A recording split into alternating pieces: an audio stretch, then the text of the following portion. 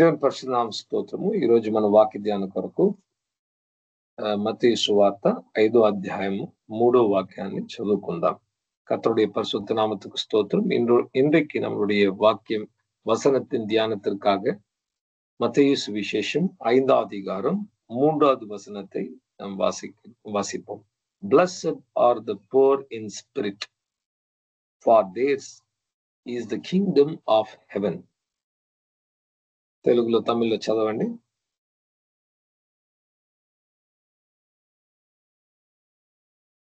Blessed are the poor in spirit, for theirs is the kingdom of heaven అని యేసుక్రీస్తు ప్రభు చెప్పాడు. ఆత్మలో దీనత్వము కలిగిన వారు ధన్యులు, అటువంటి వారికి పరలోక రాజ్యము వారికి சொந்தమంట. ஆவியில் எளிமையாக இருக்கிறவர்கள் பாக்கியவான்கள், அவர்களுடையதான் పరలోక రాజ్యం.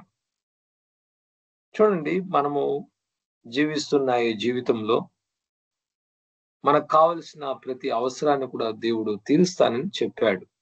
பாருங்க, நாம் வாழ்கிற இந்த வாழ்க்கையில நம்மளுடைய எல்லா தேவைகளை கர்த்தர் சந்திப்பார் என்று నిశ్చయமாக சொல்லியிருக்கிறார். నేను నీతో ఉండి నిన్ను నడిపిస్తాను, నిన్ను ఏ రోజు కూడా చేయబడవను, ఎడబాయను అని యెహోవా మనకు వాగ్దానం చేస్తున్నాడు. கர்த்தராகிய யெகோவா நமக்கு வாக்குத்தத்தம் பண்ணியிருக்கிறார். நான் உன்னை விட்டு விலகுவதும் இல்லை, உன்னை கைவிடுவதும் இல்லை. ఈ యొక్క జీవితంలో ఎవరు కూడా దీనులుగా ఉండడానికి ఇష్టపడరండి. இந்த ஒரு வாழ்க்கையில நாம் வாழும்போது யாரும் ஒரு எளிமையான ஒரு வாழ்க்கை இல்லாவிட்டால் ஏழையான ஒரு வாழ்க்கை வாழணும் என்று நாம் ఇష్టపడவது கிடையாது. కానీ పరలోక రాజ్యంలో ఎప్పుడు మనం అనుకున్న వాటికంటే, లేకపోతే మనము ఈ లోకంలో మనం ఉంచుకున్న వాల్యూస్ విలువల కంటే అది వచ్చి எప్పుడు எதிர்கானே ఉంటుంది. பரலோக ராஜ்யத்தில் நாம் இன்றைக்கு வைத்திருக்கிற சில கட்டளைகளாக இருக்கலாம், இல்லாவிட்டால் சில ఆలోచనగా இருக்கலாம், அதுக்கு எப்பவுமே విరోధமாக இருக்கும். ఈ లోకంలో ఉన్నవారు ఎప్పుడు ప్రతి విషయంలో అన్నిటినీ ప్రోగు చేసుకొని ధనికులుగా అన్ని విషయాల్లో కూడా ముందడుగుగా ఉండి సంపాదించుకోవడానికి, లాభం పొందుకోవడానికి, కూడబెట్టుకోవడానికి ఎక్కువ శ్రమిస్తూ ఉంటారు. అది లోకం యొక్క పద్ధతి. இந்த உலகத்தின் வழிபாடு எப்படி என்றால், அதிகமாக சம்பாதிக்க வேண்டும், அதிகமாக சேர்த்து வைக்க வேண்டும், அதிகம் அதிகம் அதிகம், எல்லாவற்றிலும் அதிகம் என்பதுதான் இந்த ఉలగతుடைய వழிపాడు. మనకొచ్చి ఇప్పుడు ఒక కారు ఉంటే కూడా సరిపోదండి. ఒక్కొక్కరికి వచ్చి 4 కార్లు 10 కార్లు ఉంటే కూడా అలాంటి వాళ్ళు కూడా ఉన్నారన్నమాట. వాళ్ళకు వసతి ఉంటే కొనుక్కుంటున్నారు, ఉంచుకుంటున్నారు. ప్రతిదీ నాది, ప్రతిదీ నాకనే ఎక్కువ వారి మీద వాళ్ళు వచ్చి వస్తువులను కూడబెట్టుకొని అందులో ఆనందిస్తున్నారు. இன்னைக்கு பாருங்க, இன்னைக்கு இருக்கிற சூழ்நிலையில ஒருத்தருக்கு ஒரு கார் இருந்தாலே அது கம்மி நினைக்கிறாங்க. ஒருத்தரே 4 கார் 5 கார் வைத்திருக்கிறாங்க. எல்லாவற்றையும் அவங்களுக்கு என்று சேர்த்து வைத்துக் కొள்ள வேண்டும் என்று నిனைக்கிறாం. లోకంలో ఉన్న పద్ధతి ఏంటంటే, ఎంత ఎక్కువ పొందుకుంటే అంత సంతోషంగా ఉండొచ్చు అనే ఒక పాఠాన్ని మనకు నేర్పించింది ఈ లోకము. అందుకే మనం కూడా ప్రతిరోజు ఏవైనా మన జీవితంలో కూడబెట్టుకోవడానికి, సంపాదించుకోవడానికి ప్రయత్నిస్తూ ఉన్నాం అన్నమాట. இந்த உலகம் நமக்கு கற்றுக் கொடுத்திருக்கிற பாடம் என்னவென்றால், அதிகமாக எதை வேணாலும் நீங்க சேர்த்து வைக்கணும், அதிகமாக நீங்க எடுத்துக்கொள்ளணும், அதிகமாக நீங்க வைத்துக் கொள்ளணும் என்கிற ஒரு పాఠத்தை தான் இந்த உலகம் சொல்லி கொடுத்திருக்கிறது. కానీ దేవుడు ఇక్కడ యేసుక్రీస్తు ప్రభు చెప్తున్నాడు, ఎవరు ధన్యులంట? ఆత్మలో దీనత్వము కలిగిన వారు. ఆత్మలో అసలు ఏ విషయంలో కూడా ఇంకా నాకు తెలియదు, నేను తెలుసుకోవాలి, నేను వచ్చి దీనమైన స్థితిలో ఉన్నాను అని గ్రహించేవారు ధన్యులంట. వారికి పరలోక రాజ్యం సిద్ధంగా ఉందంట. ஆண்டவர் பாருங்க இங்க சொல்லுகிறார், ஆவியில எளிமையா இருக்கிறவங்க, எனக்கு ஒன்றும் தெரியாது, நான் ஆண்டவரை குறித்து கற்றுக்கொள்ள வேண்டும் என்று நினைக்கிறவர்களுக்கு పరలోక రాజ్యం ఆయత్తమా இருக்கிறதாம். ఈ ప్రపంచము చెప్పే కార్యం ఏంటంటే, ఎక్కువ ఇవ్వడం ద్వారా అసలు మన దగ్గర ఉన్నవి సంపదైన, జ్ఞానమైన, సమయమైన తరిగిపోతుంది అని చెప్తుంది. కానీ దేవుడు చెప్తున్నాడు, ఇవుడి అప్పుడు మీకు ఇంకా అత్యధికంగా ఇవ్వబడును. இந்த உலகம் சொல்லுகிறது நீங்கள் கொடுத்தீர்கள் என்றால் அது உங்களுடைய சமயமா இருக்கலாம், உங்களுடைய பணமா இருக்கலாம், உங்களுடைய ஞானமா இருக்கலாம். கொடுக்கும் போது குறைந்து போகிறது என்று சொல்லுகிறார்கள். ஆனால் ஆண்டவர் சொல்லுகிறார், கொடுங்கள், அப்போது உங்களுக்கு கொடுக்கப்படும். ఒక్కసారి మీరు ఆలోచించి చూడండి, దేవుడు ఎప్పుడు ఇస్తూ ఉన్నాడనమాట. దేవుడు చాలా సమృద్ధిగా, తరచు, నిత్యము ఆయన ఇవ్వడమే ఆయనకు అలవాటు. పుచ్చుకోవడం కంటే ఇవ్వడమే ఆయనకు ఎక్కువ అలవాటు. ஒரு முறை இந்த கோணத்தில் யோசித்து பாருங்கள். ஆண்டவருக்கு எப்பவுமே கொடுக்கிறது தான் பழக்கம். வாங்கிக் கொள்கிறத விட கொடுக்கிறது தான் పழకం. ఈ ప్రపంచాన్ని సృష్టించిన ఆ రోజు మొదలుకొని ఈ రోజు వరకు సూర్యుని యొక్క వెలుతురునిస్తున్నాడు. మరి పంటల్ని ఇస్తున్నాడు, వర్షాన్ని ఇస్తున్నాడు. ఇవన్నీ ప్రతి ఒక్కరి మీద వచ్చి దేవుడు చేసే కృపావరం అన్నమాట. దేవుని సాధారణమైన లేకపోతే జనరల్ గ్రేస్ అని కూడా చెప్తాం అనమాట. ప్రతి ఒక్కరి మీద వచ్చే దేవుని కృప. ప్రతి ఒక్కరికి వచ్చి వర్షం కురుస్తోంది. ప్రతి ఒక్కరి మీద సూర్యుని యొక్క వెలుగు అది మహిమగా వస్తున్నది. ప్రతి ఒక్కరికి కావలసిన ప్రతి కార్యం ప్రకృతిలో మనం పొందుకుంటున్నాం. பாருங்க, ஆண்டவர் உலகத்தை ஆரம்பித்த நாள்ல இருந்து இந்த நாள் வரைக்கும் சூரியனுடைய பிரகாசம் பிரகாசித்துக் கொண்டிருக்கிறது, மழை வந்து கொண்டிருக்கிறது. நீதிமான் மேலும் அநீதிமான் மேலும் இந்த காரியங்கள் வந்து கொண்டே இருக்கிறது.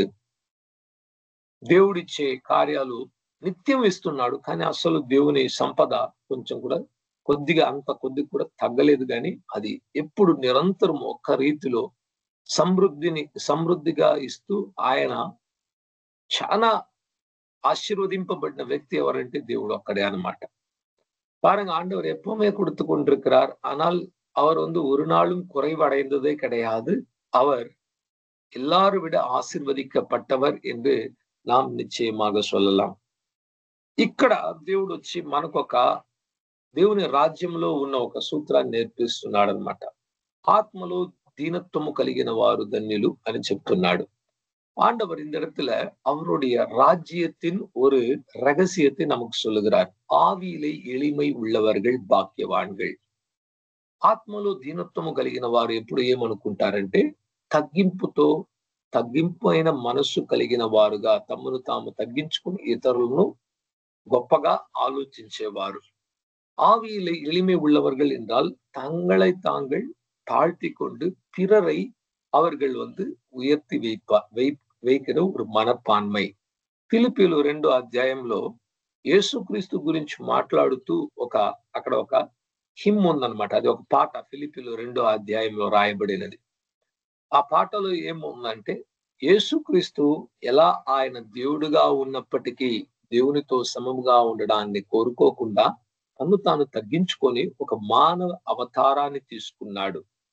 ఆ మనిషిగా ఉన్నప్పుడు కూడా చాలా దిగజారిన స్థితిలో ఒక దీనమైన కుటుంబాన్ని ఎంచుకొని ఆయన మనిషిగా మాత్రం కాదు, తను తాను తగ్గించుకొని ఒక బానిస ఎలా జీవిస్తాడో అలా జీవించి మరణానికి అప్పగించుకొని, మరణములో కూడా శిలువ మరణము చాలా కఠినమైన మరణము, ఆ మరణానికి అప్పగించుకుని అంతగా అతను తను తాను తగ్గించుకున్నాడు గనక తండ్రి తన కుమారుడిని యేసుక్రీస్తును ప్రతి నామము కంటే, ప్రతి పేరు కంటే, ఆకాశంలో ఉన్న, పరలోకంలో ఉన్న, ఆ ప్రపంచములో, భూమి మీద, భూమి కింద ఉండే నరకంలో కూడా యేసు నామమును మించిన నామము లేదని ఆ నామాన్ని హెచ్చించి తన్ను తాను తగ్గించుకున్న వాడు హెచ్చింపబడతాడు. యేసయ్యలాగా ఎవరు తగ్గించుకోలేదు కనుక యేసయ్యను అంతగా హెచ్చించి ఈరోజు పరలోకములో ఉన్న దూతలు, మరి భూమి మీద ఉన్న మనము,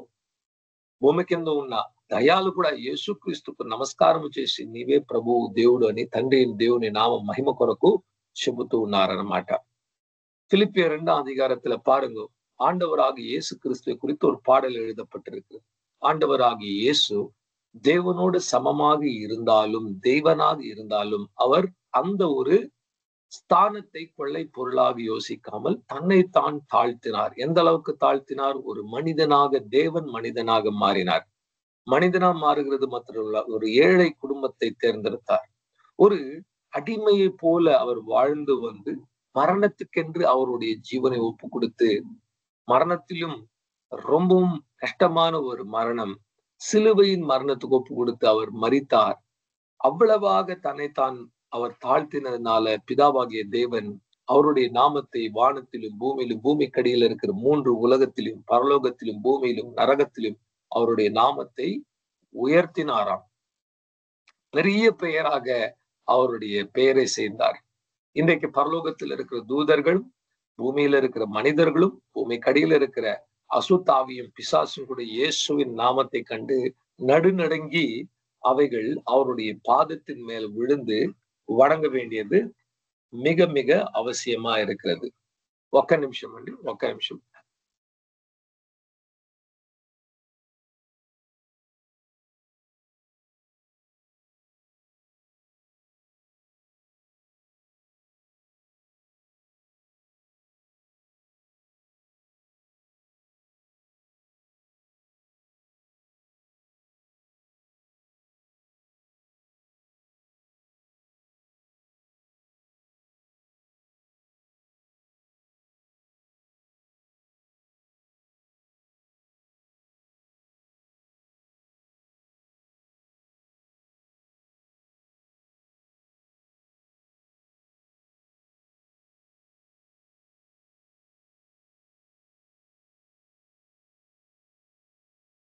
ఓకే.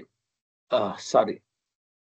ఏం మాట్లాడుతున్నామంటే ఇప్పుడు చూడండి, యేసుక్రీస్తు అంతగా తనను తాను తగ్గించుకొని ఆయన వచ్చి అప్పగించుకున్న కారణము బట్టి దేవుడు యేసు నామమును హెచ్చించి ఈరోజు ప్రతి నామము కంటే పైనున్న నామముగా మార్చున్నాడు.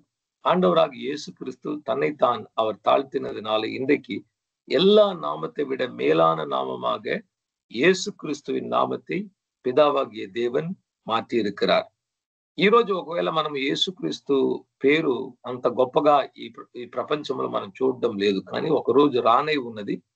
1000 ఏండ్ల పరిపాలన యేసుక్రీస్తు ఈ భూమి మీదకి వచ్చి ఆయన రాజుగా ఇదే యెరూషలేములో కూర్చొని దావీదు వంశంలో పుట్టినవాడుగా ఆయన ఏలుబడి చేసినప్పుడు నిండు ప్రపంచంలో ఉన్న మనుషులు ఆయనకు సాగిలపడి ఆరాధించి రాజుగాను, ప్రభుగాను, దేవుడుగాను அங்கீகரிச்சபோயே காலம் ரானை ఉన్నది.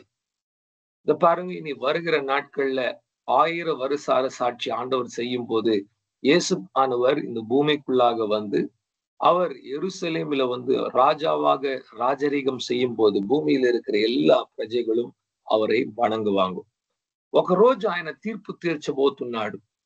దేవునిలో నమ్ముకున్న వాళ్ళు, నమ్మని వారిని, మరి దయ్యాలను కూడా, అపవాది అయిన సాతాను కూడా తీర్పు తీర్చబోతున్నారు. ఆ రోజు ప్రతి ఒక్కరు ఆయన పాదముల మీద సాగిలపడి ప్రభువా క్షమించు అని కోరుకుంటారు, కానీ క్షమాపణ దొరకదు, శిక్షే వారకు దొరుకుతుంది. ஒரு நாள் வரப்போகிறது, ஆண்டவராக இயேசு உலகத்தை நியாய தீர்க்கும் போது எல்லா பிசாசுகளும், எல்லா மனிதர்கள், பாவம் செய்த மனிதர்களா நின்று கொண்டு ஆண்டவரே எங்களை மன்னியும் என்று அவருடைய பாதத்தின் மேல விடுவாங்க. ஆனா அவங்களுக்கு మన్నిப்பு கிடைக்காது, దండனை నిశ్చయமாக கிடைக்கும்.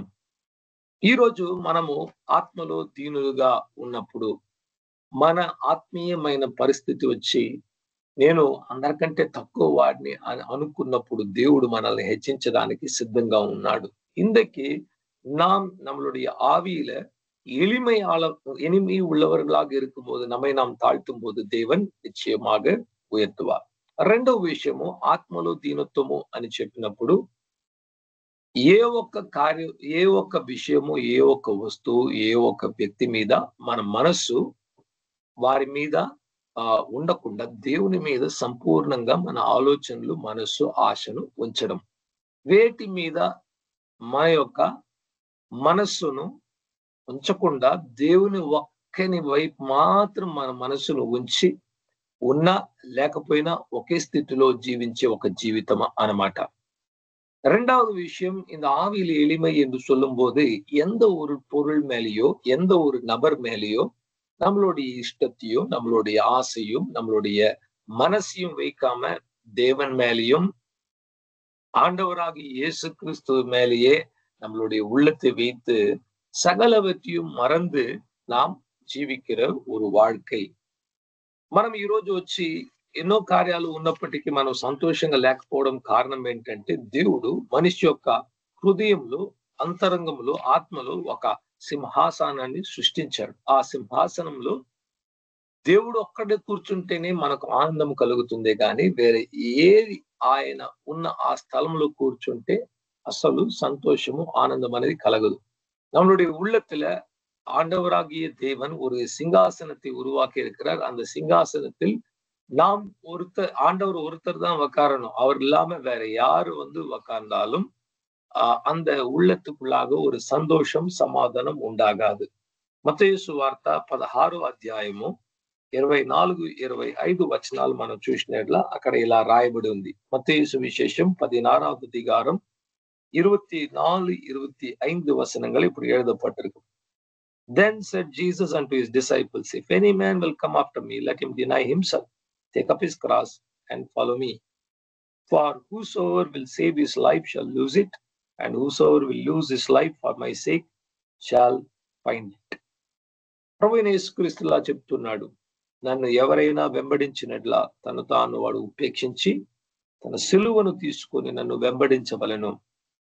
ఎవడు తన ప్రాణాన్ని నా కొరకు కోల్పోతాడు, అతడే తన నిజమైన జీవితాన్ని వచ్చి ఎక్కడ ఉందనేసి ఆ జీవితాన్ని పొందుకుంటాడు. ఎవరైతే తన ప్రాణాన్ని కాపాడుకోవడానికి ప్రయత్నిస్తాడో ఉన్నవి కూడా కోల్పోతాడని యేసుక్రీస్తు ఒక சூத்திராన్ని ఇక్కడ చెప్పున్నాడు. ஆண்டவராக இயேசு கிறிஸ்து ஒரு காரியத்தை இந்த இடத்தில் சொல்லியிருக்கிறார். யாராவது என்னை பின்பற்ற வேண்டும் என்று நினைத்தால் அவன் தன்னைத்தான் தாழ்த்தி சிலுவை எடுத்துக்கொண்டு எனக்கு பின்பாக நடக்க வேண்டும்.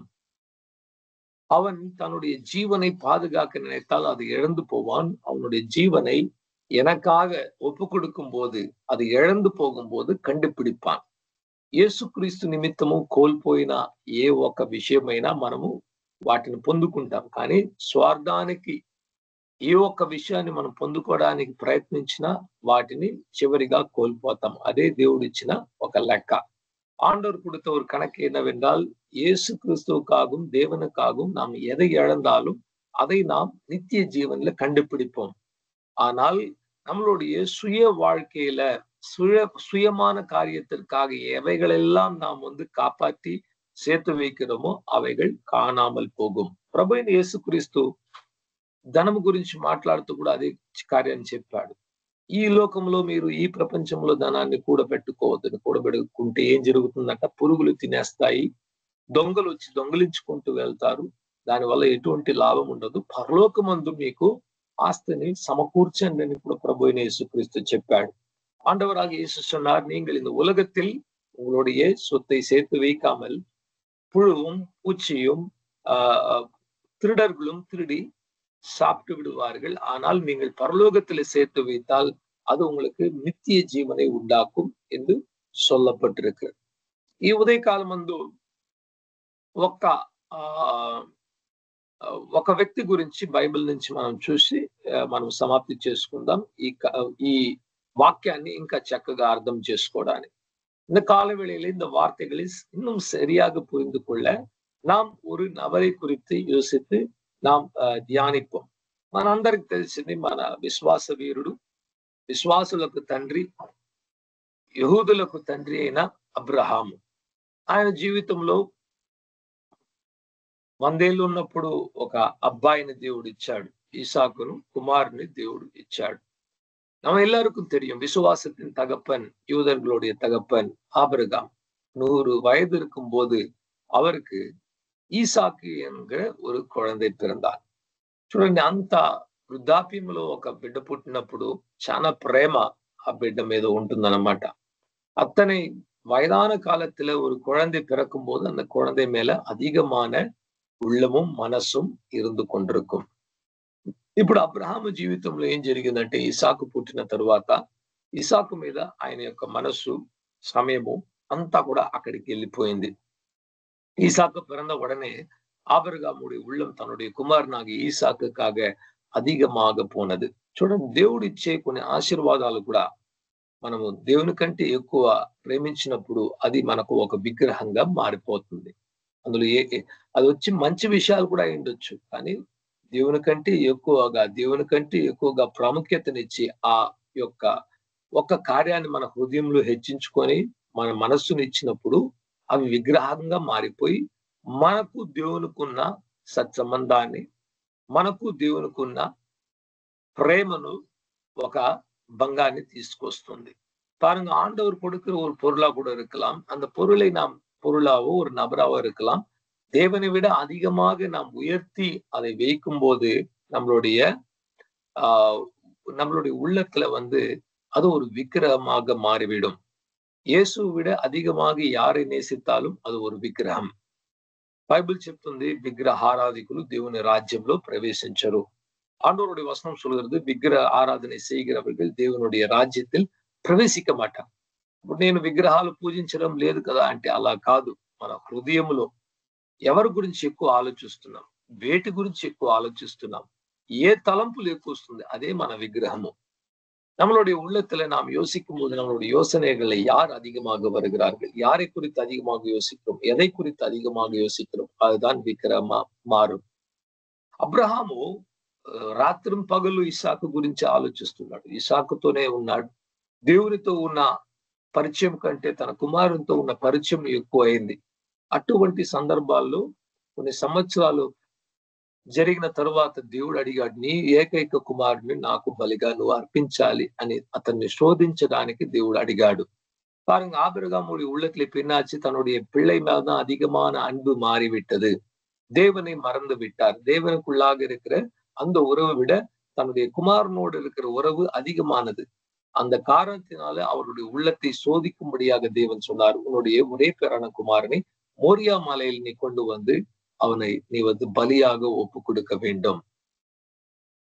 మనం ఎక్కువ ప్రేమించుకున్న వాటిని, ఎక్కువ ప్రేమించిన ఒక వ్యక్తిని లేకపోతే ఒక వస్తువును దేవుడు వదిలిపెట్టు అని చెప్పినప్పుడు అది చాలా బాధగా, చిరాకుగా ఉంటుంది. நாம் அதிகமாக நேசித்த ஒரு நபரா இருக்கலாம், அதிகமாக நேசிக்கிற ஒரு பொருளா இருக்கலாம். அதை கர்த்தர் விட்டுவிடு என்று சொல்லும் போது அது ஒரு பயங்கரமான வேதனை உண்டாக்கும். మన స్వార్థాన్ని మనం దేవుడు వచ్చి నీ స్వార్థమైన నీ యొక్క సెల్ఫ్ ను వదిలిపెట్టి నన్ను వెంబడించరా అని చెప్పినప్పుడు స్వార్థానికి మరణాన్ని ప్రకటిస్తున్నాడు. நீ உன்னுடைய சொந்த வழிகளை விட்டுவிட்டு என்னுடைய வழியில வா என்று தேவன் அழைக்கும் போது ஆண்டவர் நம்மளுடைய சுயத்துக்கு మరణத்தை தெரிவிக்கிறார். చూడండి, ఈ సెల్ఫ్ అన్నది, ఈ స్వార్థం అన్న ఒక విషయం వచ్చి దేవునికి మనకు వైరాన్ని పుట్టిస్తుంది. இந்த சுயநலவாதம் என்பது దేవునికి మనుషులకు విరోధத்தை ఉండాకుం. దేవుడు వచ్చి సిలువనిస్తున్నాడు ఒక మార్గంగా. స్వార్థం అన్నది సిలువలో కొట్టబడాలి. నేను అన్న ఆ వ్యక్తి సిలువలో కొట్టబడాలి. నా దారి అనుకున్న ఆ దారి సిలువలో కొట్టబడాలి. నా ఆశలు అన్నవి సిలువలో కొట్టబడాలి. నా అభిప్రాయం అన్నది సిలువలో కొట్టబడాలి. నాకు మంచిగా ఉంటుంది నేను అనుకున్నది సిలువలో కొట్టబడాలి. అసలు అక్కడ నాది, నా ఇష్టము, నా ఆశ, నా అభిప్రాయము, నా కోరిక అన్నది లేకుండా చేయడమే దేవుని యొక్క చిత్తము. అదే మన జీవితాన్ని కోల్పోవడం. జీవితాన్ని కోల్పోవడం అంటే మనం ఎక్కడో వెళ్ళి హిమాలయాల్లో కూర్చోవడం కాదు. ఋషులు ఉన్నట్లు పాతకాలంలో మన దేశంలో కూడా వెళ్ళి అన్నిటిని విడిచిపెట్టి కుటుంబాన్ని, ఇల్లు, వాకిలి, మరి పని అన్నిటిని వదిలిపెట్టి అక్కడ కూర్చొని తపస్సు చేసుకుంటున్నా అటువంటి జీవితం కాదు దేవుడు వచ్చి నన్ను వెంబడించరా అని చెప్పడం. మనల్ని ఏం చెప్పాడు, మీరు ఈ ప్రపంచంలో ఉండాలి, ఈ లోకంలో ఉంటూ నా నామముకు సాక్షులుగా ఉండాలి. మనం అన్ని కలిగిన వారిగా ఉన్నప్పటికీ లేని వారిగా ఉండాలనేది దేవుని యొక్క కోరిక. பாருங்க, ஆண்டவர் நம்மளுடைய சுயத்துக்கு மரணத்தை தெரிவிக்கிறார். என்னுடைய வழி, என்னுடைய இஷ்டம், என்னுடைய ஆசை, என்னுடைய அபிப்பிராயம், என்னுடைய நம்பிக்கை, என்னுடைய விருப்பம், இவைகள் எல்லாவற்றுக்கும் மறிக்கணும் என்று ஆண்டவர் சொல்லுகிறார். அதனுடைய அர்த்தம் நாம் எல்லாவற்றையும் விட்டு நாம வீடு, வாசல், வேலை, குடும்பம் எல்லாம் விட்டுட்டு எங்கேயா ஒரு புத்தர் மாதிரி எங்கேயா போய் ஒரு செடி கடியில உக்காந்து கொள்ளணும், அப்படி கிடையாது பொருள். அப்படி செய்ய சொல்லி ஆண்டவர் எங்கேயுமே சொல்லல. பழைய காலத்துல அப்படி மனிதர்கள் தேவனை தேடி எல்லாவற்றையும் விட்டு எங்கேயாவது அவர் தெம்பிடுவாரான்னு போனாங்க. ஆனா நாம் இன்றைக்கு எல்லாவற்றையும் கொண்டவர்களாக இருந்தாலும் ஒன்றும் ఇల్లాదవర్గలాగ இருக்க வேண்டும் என்று దేవుని சொல்லுகிறார். సమస్తాన్ని కలిగిన వారిగా ఉన్నప్పటికీ వేటి మీద మనస్సు లేకుండా దేవుని మీదే మనస్సు ఉంచడమే అటువంటి జీవితము. எல்லாவற்றையும் அனுபவித்தாலும் எல்லாம் உள்ளவர்களாக இருந்தாலும் அவர் மேல் நம்மளுடைய உள்ளம் இருக்கிறது தான் ప్రధానமான ஒரு కార్యం. అబ్రహాము చివరిగా దేవుడు ఆజ్ఞాపించిన వెంటనే తన మనస్సులో ఆ మరణాన్ని రుచి చూచాడు. ஆபிரகாம் கிட்ட தேவன் உன்னுடைய ஒரே பேரான குமாரனை ஒப்பு கொடுக்க வேண்டும் என்று சொன்ன உடனே அவருடைய உள்ளத்துல ஒரு மரணத்தை ருசி பார்த்தார். அவருடைய உள்ளத்துல ஒரு దుఃఖத்தை అనుభవితారు.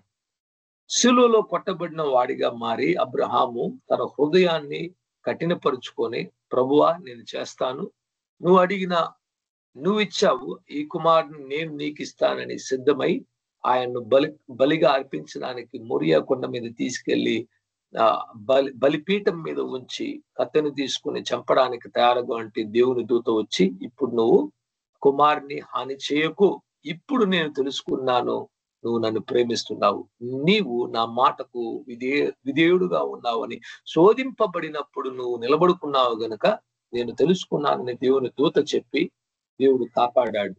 ஆபிரகாம் தன்னுடைய ஒரே பேரான குமாரன் என்று கூட பார்க்காமல் அவரை கொண்டு போய் பலிப்பீடத்தின் மேல வைத்து அவர் அந்த பிள்ளையாண்டானை கொல்லும்படியாக தயாரா இருக்கும் போது ஆண்டவர் தன்னுடைய தூதனை அனுப்பி சொல்லுகிறார், இப்பொழுது ஆபிரகாமே உன்னுடைய கரம் பிள்ளையாண்டால் மேல வராமல் இருக்கட்டும், நான் அறிகிறேன், நீ கர்த்தருக்கு பயப்படுகிறாய், தேவனுடைய வார்த்தைக்கு కీழ்పట్టాయి என்று இப்பொழுது அறிந்திருக்கிறேன் என்று சொல்லுகிறார். చూడండి, ఎప్పుడు దేవుడు తెలుసుకుంటాడు మీరు నేను మన మనసు దేవుని మీద ఉందంటే, మనకు ఉన్నవి దేవుడు వచ్చి బలిపీఠం మీద ఉంచు అని చెప్పిన కార్యాన్ని ఉంచినప్పుడే దేవుడు తెలుసుకుంటాడు మీరు నేను ఆయనకు విధేయులుగా ఉన్నామని. நம்மளுடைய வாழ்க்கையில ஆண்டவர் இந்த காரியங்களை பலிப்பீடத்தின் மேல் வெய் என்று சொல்லுவார். அதை விட்டு விடும்போதுதான், அதை வைக்கும் போதுதான் நாம் தெரிந்து కొள்ளணும். ఆండవర్ తెలిందు కొల్వార్, నీ எனக்கு కీழ்పడిగిరాయి. ఈ రోజు దేవుడు మీతో మీ జీవితంలో ఏ కార్యాన్ని మీరు బలిపీఠం ముందు ఉంచి ఇసాకును బలిగా ఇవ్వడానికి సిద్ధమైనట్టు మీరు సిద్ధం అవ్వాలని దేవుడు కోరుకుంటున్నాడో అది మీకు తెలుసు, నాకు తెలుసు. இந்த காலவேளையில ஆண்டவர் உங்களில் யாரை ஒரு பலிபீடத்தின் மேல உங்களுடைய வாழ்க்கையில இருக்கிற சில காரியங்களை வைக்க சொல்கிறாரோ అది ఎவைகள் என்று உங்களுக்கு தெரியும், எனக்கு தெரியும். కొందరికైతే మన కోపమైన మనకున్న టెంపర్ ఉండొచ్చు అనమాట. దేవుడు చెప్తున్నాడు, నీ కోపాన్ని విడిచిపెట్టు, వాటిని సిలువలో వెయ్యి. சிலருக்கு ஆண்டவர் சொல்லுகிறார், உன்னுடைய கோபத்தை సిలువలో పోడు. మరికొందరికి నేత్రపు ఆశలను నువ్వు సిలువ మీద కొట్టు, నీ కళ్ళు చక్కటి మార్గాన్ని చూసి అపవిత్రమైన వాటిని చూడకుండా పవిత్రమైన వాటి మీద నీ దృష్టిని ఉంచు అని కొందరికి చెప్తున్నాడు. சிலரிடத்துல சொல்கிறார், உன்னுடைய கண்களின் இச்சைக்கு நீ ஒப்பு கொடுக்காமல் கண்களின் ஆசையை సిలువలో అడితువిட்டு உன்னுடைய కణ్ నేరానதை பார்க்கட்டும். మరి కొందరికి వచ్చి నీ యొక్క పెదవి అపవిత్రంగా ఉంది, నీ నాలుక అపవిత్రంగా ఉంది, నీ నాలుకను నీ యొక్క పెదవులను బలిపీఠం మీద ఉంచు అని దేవుడు చెప్పొచ్చు. இன்னும் சிலரிடத்துல உன்னுடைய உதடும் உன்னுடைய நாவும் அது அசுத்தமா இருக்கிறது, அதை బలిపీఠத்தின் மேல் వెయ్యి என்று சொல்லுவார். మరి కొందరికి నీ హృదయంలో ధనాపేక్ష ఎక్కువ ఉన్నది, సంపాదించుకోవాలనే కోరిక, ధనాన్ని బంగారాన్ని వెండిని కూడబెట్టుకునే కోరిక ఉంది, ఆ కోరికలన్నిటి కూడా సిలువలో కొట్టి బలిపీఠం మీద ఉంచు అని దేవుడు చెప్పవచ్చు. இன்னும் சிலரிடத்துல உன்னுடைய உள்ளத்துல வெள்ளியும் தங்கத்தையும் பணத்தையும் பொருளையும் சேர்த்து வைக்க வேண்டும் என்று நினைத்து கொண்டிருக்கிறாய், அவைகளை கொண்டு సిలువలో ఒప్పు கொடுத்து బలిపీఠத்தின் மேல் వెయ్యి என்று சொல்லுகிறார். ఇంకా కొందరి దగ్గర వచ్చి దేవుడు చెప్పవచ్చు, కొందరు అనుకుంటున్నారు మీ కుటుంబమే మీకు సర్వం అని. దేవుడు చెప్తున్నాడు, మీ కుటుంబాన్ని కూడా నువ్వు వచ్చి తీసుకొచ్చి బలిపీఠం మీద ఉంచు. ఎప్పుడు నీ కుటుంబం గురించి ఆలోచించకు, పోషించు, నువ్వు కాపాడు, కానీ అదే నీ సర్వము కాదు అని కూడా దేవుడు చెప్తున్నాడు అనమాట. అలా అనుకునే వాళ్ళు వాళ్ళ కుటుంబాన్ని కూడా, ప్రభువా ఇదిగో నా కుటుంబాన్ని నేను అప్పగించుకుంటున్నాను, నీవే నడిపించే దేవుడు, నా మనసు నీ మీద ఉండాలి కానీ నా కుటుంబం మీద నిత్యము ఉండకూడదు ప్రభు. అలా ఉంటే నా కుటుంబాన్ని నేను విగ్రహంగా చేసుకున్నాను. ఈ రోజు ఎందరో క్రైస్తవులు వారి కుటుంబాన్ని వాళ్ళు ఆరాధిస్తున్నారు, యేసయ్యను ఆరాధించడం లేదు. பாருங்க, சிலர் எப்பவுமே அவங்களுடைய குடும்பம், என்னுடைய பிள்ளைகள், என்னுடைய மனைவி, என்னுடைய கணவன் என்று யோசித்துக் கொண்டிருப்பாங்க. அப்படிப்பட்டவங்க என்ன பண்றாங்க, தேவனை வணங்காமல் இயேசுவை வணங்காமல் குடும்பத்தை தான் வணங்கி கொண்டிருக்கிறாங்க. మరి కొందరు వారు వచ్చి స్నేహితులను ఎక్కువగా చేసి స్నేహితులతో ఎక్కువ సంబంధం ఉంచుకుంటున్నారు. అటువంటి వారు ఆ స్నేహాన్ని కూడా, ఆ స్నేహితులను కూడా బలిపీఠం మీద ఉంచి కొన్ని మార్లు విడిచిపెట్టవలసిన அவசரம் అంటూ ఉంటుంది. சில நேரத்துல பாருங்க, சிலர் வந்து சிநேகிதர்கள், ஃப்ரெண்ட்ஸ், நல்ல ஃப்ரெண்ட்ஸ் அவங்கள கூட ஆண்டவர் விட சொல்லிடுவார். அதையும் நாம் பலிபீடத்து மேல கொண்டு வந்து வைத்து சிலுவையில் அடித்து విట్టు విడ வேண்டும். ప్రతి కార్యము మంచివే కానీ అన్ని శ్రేష్టమైనవి కావు అని కూడా అపోస్తలుడైన పౌలు చెప్తున్నాడు. எனக்கு நிறைய காரியங்கள் நன்மையானது, ஆனால் அது வந்து విశేషమానది, శ్రేష్టమానది கிடையாது. చూడండి, ఒక వార్త చూడడం తప్పు కాదు. టీవీలో అయినా మొబైల్ అయినా ఒక న్యూస్ చూడడం తప్పు కాదు. కానీ న్యూస్ ని గంట సేపు 2 గంటల సేపు చూస్తే అది శ్రేష్టమైంది కాదు. అందులో ఎటువంటి మనకు మన ఆత్మీయంగా ఎదగడానికో లేకపోతే దేవునితో సన్నిహితంగా తీసుకెళ్ళడానికి ఎటువంటి లాభమైన కార్యాలు లేదు. అలా ఉండడానికన్నా ఒక 5 నిమిషాలు చూస్తే ఎక్కువ, దాన్ని వదిలిపెట్టాలి అంతే. பாருங்க, ஒரு செய்தி வருது, செய்தி பார்க்கிறது தவறு கிடையாது. அதுக்குன்னு சொல்லி உட்கார்ந்து 2 மணி நேரம் செய்தியே பார்த்துக்கிட்டு இருந்தா ஒரு 5 நிமிஷம் 10 நிமிஷம் பார்த்து என்ன நடக்குதுன்னு தெரிந்து கொள்ளணும். சோ அது కూడా ఆండవరుடைய పార్వేల అది విలుయేర పెట్టదు கிடையாது. ఈ రోజు బలిపీఠం మీద కూర్చొని సిలువలో కొట్టబడినవి ఏ కార్యాలు మనలో ఉన్నాయి, వాటన్నిటిని కూడా తీసుకొచ్చి దేవుని సన్నిధిలో ఉంచాలి. ఏది లేని వారుగా సమస్తాన్ని కోల్పోయే ఒక మనస్తత్వం మనలో కలగాలి. எதையுமே நாம் வந்து சேர்த்து வைக்காமல், எதையுமே நமக்கென்று வைத்துக் கொள்ளாமல், நாம் வந்து లేసానవర్గలాగా మారి ఒండ్రుమిల్లాదవర్గలాగా நாம் இருக்க வேண்டும். ఈ ప్రపంచంలో మీరు నేను వచ్చినప్పుడు ఒట్టి చేతితో వచ్చాం, ఏది తీసుకురాలేదు, ఎవరిని తీసుకురాలేదు, మనం కరగానే వచ్చాం. இந்த உலகத்துக்குள்ள நாம் வரும்போது நாம் எதையுமே கொண்டு வரல, வெறும் கையாக வெறும் కై విరిத்து వందం. కనీసం మన శరీరం మీద వస్త్రాలు కూడా లేదన్నమాట. మనము నగ్నంగా వచ్చాం. நாம் இந்த உலகத்துல வரும்போது நாம் வந்து துணி கூட இல்லாம நாம் வந்து నిర్వాణతోడ நாம் వందం இந்த భూమికులాగా. అదే విధంగా బైబిల్ చెప్తుంది 1 తిమోతి 6వ అధ్యాయం చివరి వాక్యాల్లో, మనం ఈ లోకాన్ని విడిచిపెట్టి వెళ్ళేటప్పుడు కూడా వేటిని తీసుకు వెళ్ళలేము. அதே போலதான் ஆண்டவருடைய வசனம் சொல்லுகிறது, இந்த உலகத்தை விட்டு விட்டு நாம் போகும்போது கூட நாம் எதையுமே நிச்சயமாக கொண்டு போக முடியாது என்று கூட వసనం நமக்கு சொல்லுகிறது. కానీ ఈ మధ్య భాగంలో మనము అన్ని నాకు సొంతమని తీసి మనము చేతిలో ఉంచుకుంటున్నాం. ஆனா இந்த நடுபாகத்துல நாம் எல்லாமே எனக்கு சொந்தமானது என்று சேர்த்து நம் கைகளில் வைத்துக் கொள்கிறோம். అబ్రహాము చూడండి, చివరిగా తన సొంత కుమారుని అప్పగించుకున్నాడు. అతని కుమారుని మీద ఉన్న ఆ యొక్క ప్రేమ కూడా చచ్చిపోయింది.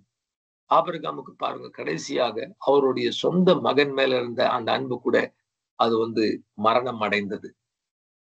దేవుని దగ్గర చెప్పాడు, ప్రభువా నీవే నాకు సర్వము, నీవే నా పురాణము, నీవే నా ఆశ, నీవే నా కోరిక, నీవే నా భవిష్యత్తు, నీవే జ్ఞానము, నా బలము, నా యొక్క సంపద, నా యొక్క కోరిక, నా యొక్క జీవము అన్ని నీవే తండ్రి, సర్వంలో సర్వముగా నువ్వే ఉన్నావు అని அப்ரஹாமு தேவனுக்கு ஒரு சந்தேஷாన్ని இச்சாடு. ஆபிரகாம் ஆண்டவருக்கு ஒரு செய்தியை கொடுத்தார். ஆண்டவரே, நீரே என்னுடைய ஜீவன், நீரே என்னுடைய உயிர், நீரே என்னுடைய ஞானம், நீரே என்னுடைய எதிர்காலம், நீரே என்னுடைய பணம், நீரே என்னுடைய பொருள், நீரே என்னுடைய ஆசை, பாசம், நேசம் என்று சொல்லி దేవునికి தெரிவித்தார். ఆ తర్వాత అబ్రహాముతో పాటు ఇసాకు ఉంటే కూడా ఇసాకు మీద అతని మనసు లేదు, కానీ దేవుని మీదే ఉన్నది. அதற்கு பிறகு கூட ஆபிரகாமோடு ஈசாக்கு வளர்ந்து கொண்டு வந்தாலும் அவர் மேல அவ்வளவா மனசு இல்ல, தேவன் மேலதான் இருந்தது. 1 కొరింథీయులు 7వ అధ్యాయంలో మనం ఎలా జీవించాలని దేవుని వాక్యము కొన్ని మాటల్లో అక్కడ చెప్పబడుతుంది. 1 కొరింథీయులు 7వ அதிகாரத்துல சில వార్తలు எழுதி அப்படி எப்படி நாம் வாழ வேண்டும் என்று சொல்லப்பட்டிருக்கு. అక్కడ ఏం చెప్పబడిందంటే మధ్య భాగంలో మీరు ఆ యొక్క అధ్యాయం నిండుగా చదువుకుంటే, వివాహము చేసుకున్న వారు కూడా చేసుకోని వారుగా ఉన్నట్లు ఒక జీవితాన్ని జీవించాలంటే, ఎందుకంటే యేసయ్య రాకడ అతి త్వరలో ఉన్నది కనుక ఉన్న వాళ్ళు కూడా లేని వారు వలె జీవించాలి, కలిగిన వారు కూడా కలగని వారు వలె జీవించాలి. అందరి యొక్క దృష్టి యేసుక్రీస్తు మీద ఉండాలి అని దేవుని వాక్యం చెప్తున్నది. 1 కొరింథీయులు 7వ அதிகாரத்தில் நடுபாகத்தில் ஒரு வசனம் இருக்கிறது, திருமணம் செய்தவர்கள் கூட திருமணம் செய்யாதவர்களை போல, பெற்றுக்கொண்டவங்க கூட பெறாதவனை போல எல்லாவற்றும் எல்லாமாக దేవునుடைய నామத்தை మహిమపడుత வேண்டும் என்று சொல்லி இருக்கிறது. ప్రియమైన దేవుని బిడ్డలారా, ఈ రోజు మన మనసు ఎక్కడ చిక్కుకోబోయింది? ఎవరి మీద మన ఆలోచనలు, ఆశలు అతుక్కుపోయింది చూడండి. ఎక్కడైనా అతుక్కుపోయారా, చిక్కుకుపోయారా? అలా అలా ఉంటే మీరు దేవునికి ప్రియులుగా ఉండలేరు అని కూడా మనము మనల్ని మనమే తీర్చిదిద్దుకోవాలి, పశ్చాత్తాపడాలి. మన మనస్సును పూర్తిగా యేసుక్రీస్తు ప్రభుకు అప్పగించుకోవాలి. அன்பான தேவனுடைய ஜனமே, இன்றைக்கு எந்த விஷயத்தில் உங்களுடைய உள்ளம் சிக்கிக் கொண்டிருக்கிறது, யார் மேல் உங்களுடைய உள்ளம் ஒட்டி கொண்டிருக்கிறது, அவைகளை நீங்க சரிப்படுத்தணும். நீங்க மனம் திரும்பணும். நீங்க ఆంధ్రుడికి కేకను ఎన్ உள்ளத்தை మార్చుం ఆండవరే. తరచూ ఒక వ్యక్తి గురించి ఎక్కువ ఆలోచిస్తున్నారా, అది విగ్రహంగా మారిపోతుంది. எப்பொழுதுமே ஒரு நபரை குறித்து அதிகமாக யோசிக்கிறீங்களா, அது విగ్రహமாக మారివిடும். అది మంచి సంబంధాలు కూడా ఉండొచ్చు, తల్లిదండ్రులు అయి ఉండొచ్చు, బిడ్డలు అయి ఉండొచ్చు, భార్య అయి ఉండొచ్చు, భర్త అయి ఉండొచ్చు, స్నేహితులు అయి ఉండొచ్చు, మీ జాబ్ అయి ఉండొచ్చు, చదువులు అయి ఉండొచ్చు, మరి సంపద అయి ఉండొచ్చు. ఏదైనా మీరు ఎక్కువగా దేవుని కన్నా ప్రేమిస్తే అది విగ్రహారాధన. ஆண்டவரை விட எதையாவது நீங்க அதிகமாக நேசித்தால், அவர் கொடுத்த குடும்பமா இருக்கலாம், கணவனா இருக்கலாம், மனைவியா இருக்கலாம், பிள்ளைகளா இருக்கலாம், தாய் தகப்பனாக இருக்கலாம், வீடு வாசலாக இருக்கலாம், வேலையா இருக்கலாம், மற்ற எந்த காரியங்களாவது இருக்கலாம். அதை அதிகமாக மாற்றும் போது அது ஒரு విగ్రహ ఆరాధనயாக మారుகிறது.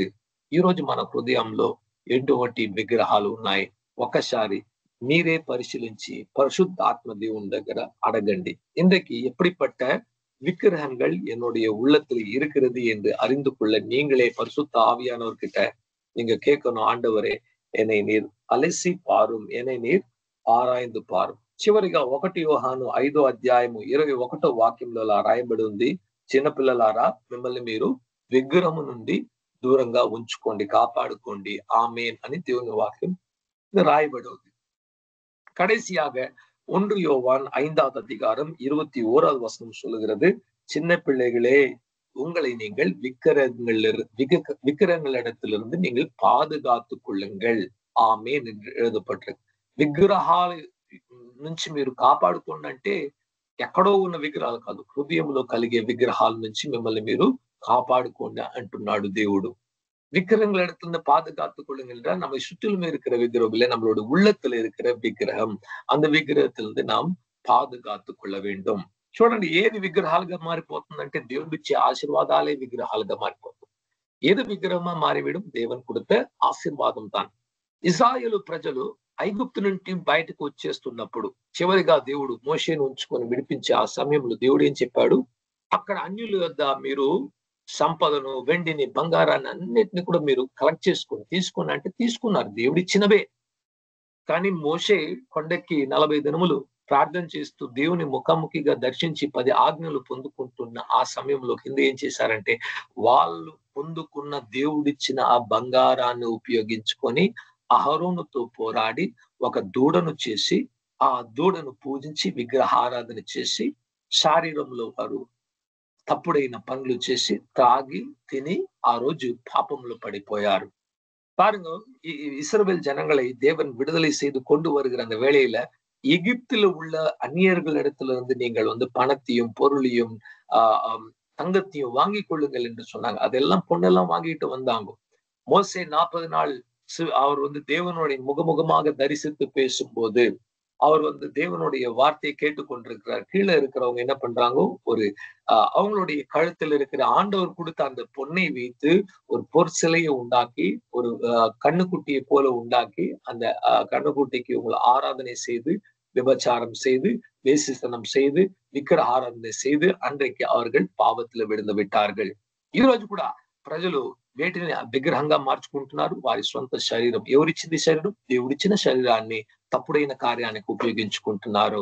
இன்னைக்கு பாருங்க, நாம் கூட உலகத்துல இருக்கிற ஜனங்க கூட எப்படி அவங்க பாவம் செய்யறாங்க, இல்ல வீட்டால் தந்த இந்த சரீரத்தையே அவங்களுக்கு விக்கிரகமா மாற்றிக் கொள்கிறாங்க. దేవుడిచ్చిన కుటుంబాన్ని విగ్రహంగా మార్చుకుంటున్నారు. ఆండవర్ கொடுத்த కుటుంబத்தையே విగ్రహமா మాట్టుகிறாరు. ప్రార్థించి దేవుడు ఒక పని నాకు ఇవ్వాలి అని ప్రార్థిస్తే దేవుడు మంచి పని ఇచ్చినప్పుడు ఆలయానికి రాకుండా నా పనే చాలా ముఖ్యమైనదని కూడా ఆలయాన్ని విడిచిపెట్టి, దేవుడిని విడిచిపెట్టి పనిని వాళ్ళు ఆ జాబ్ ను వచ్చి విగ్రహంగా మార్చేసుకుంటున్నారు. எனக்கு வேலையே இல்ல. ஆண்டவரே வேலை தாரும் என்று ஜெபிச்சு பெற்றுக்கொண்ட வேலை வந்த உடனே வாலாட்டுறாங்க. பத்தியா எனக்கு வேலை வந்துருச்சு. நான் பிஸியா இருக்கிறேன். நான் ஜெபிக்க முடியாது. ఆలయத்துக்கு వர முடியாது. அதை విగ్రహమా మార్చి విట్టాంగో. దయచేసి మనకు దేవుడిచ్చిన కార్యాన్ని మనం వాడుకోవాలి తప్ప, అనుభవించాలి తప్ప, వాటిని తీసుకొచ్చి హృదయంలో ఏది కూడా ఉంచుకోకూడదు. Be give zero thing in your heart. Let nothing take control of your heart. You be free only for Jesus Christ. మన హృదయంలో ఏ ఒక వ్యక్తో ఏ ఒక కార్యమైనా కూడా అది కూర్చోకూడదు. యేసయ్య ఒక్కడే కూర్చోవాలి. This is called the blessedness of possessing nothing. ఈ యొక్క కార్యాన్ని మనం చేసినప్పుడు మనము వేటిని మనము ఉంచుకోకుండా ఒట్టి చేతులతో ఉండే కలిగే ఆనందము, భారము లేని జీవితము, భయము లేని జీవితము, నిబ్బరమైన జీవితము, సంతోషము నిండిన జీవితం ఎప్పుడు కలుగుతుందంటే క్రీస్తు కొరకు సమస్తాన్ని కోల్పోయినప్పుడే కలుగుతుంది. కానీ అన్నిటిని పొందుకుంటే భారం ఎక్కువైపోతుంది. పరిగెత్తలేం మన క్రైస్తవ జీవితంలో.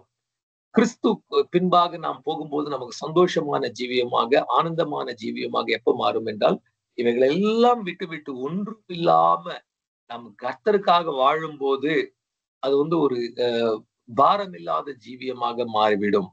எல்லாவற்றையும் நம்ம எடுத்து நம்மளுடைய உள்ளத்துல வச்சுக்கிட்டோம், நம்மளுடைய உள்ளம் பாரம் అடைஞ்சிரும். நம்மளால ఓడ முடியாது. ఒక పందెంలో పరిగెత్తే వాడిని చూడండి, ఎలా పరిగెత్తడానికి ప్రయత్నిస్తాడు? బ్యాగ్ తగిలించుకొని పరిగెత్తడానికి ప్రయత్నిస్తాడా? లేదు. ఏది లేకుండా ఒట్టి చేతితో ఆ గమ్యాన్ని సాధించడానికి ఎంత వేగంగా పరిగెత్తితే అంత త్వరగా చేరుకోగలుగుతాడు. భారాన్ని అటు ఇటు చూస్తూ ధ్యాసను వదిలేవాడు பரகெத்தி கழிச்சுக்கொள்ளேடும். பாருங்க, ஓடுகிறவன் எப்படி ஓட வேண்டும்? லகுவாக சுலுவாக ஓட வேண்டும். அவன் எந்த ஒரு பாரத்தையும் வைத்துக் கொள்ளக்கூடாது. அவன் வேகமாக ஒரே காரியத்தை பார்த்து கொண்டு ఓడను అంగ ఇంగ పార్తా அவன் జయించ முடியாது. ఈ రోజు కూడా ప్రియులారా, మనం కూడా మనకు దేవుడిచ్చిన వాటిని వాడుకుందాం. మనకు దేవుడిచ్చిన కుటుంబం కొరకు స్తోత్రము, మనకు దేవుడిచ్చిన ఆశీర్వాదాలను బట్టి స్తోత్రము, దేవుడిచ్చిన పనిని బట్టి స్తోత్రము. అన్నిటిని విడిచిపెట్టాల్సిన అవసరం లేదు, కానీ హృదయం నుంచి విడిచిపెట్టండి, హృదయం నుంచి తీసేయండి. అబ్రహాము అంత ధనికుడుగా ఉంటే కూడా అతని మనసు ధనం మీద కాదు, దేవుని మీదే ఉన్నది. ஆபிரகாம் அத்தனை பணக்காரனாக இருந்தாலும் அந்த பணத்தின் மேல அவருக்கு கடுகளவு கூட மனசு இல்ல, தேவன் மேலதான் இருந்தது. அதே போல இன்றைக்கு நமக்கு எல்லாம் இருந்தாலும் ஒன்றும் ఇల్లాదవర్గளைப் పోల దేవునికాக వాழுவோం. కర్తర్ நம்மை ఆశీర్వదింపారు. ఈ రోజు మనము ఆ సమస్తాన్ని కలిగిన వారిగా ఉన్నప్పటికీ ఈ యొక్క కార్యాల మీద మన హృదయం లేకుండా దేవుని మీద మన హృదయాన్ని ఉంచినప్పుడు ఏది పొందుకోని వ్యక్తుల వలె జీవించి దేవుని కొరకు సాక్ష్యంగా నిలబడుకుందాం. ఆమేన్. ప్రభు ఈ వాక్యాన్ని దీవించును గాక.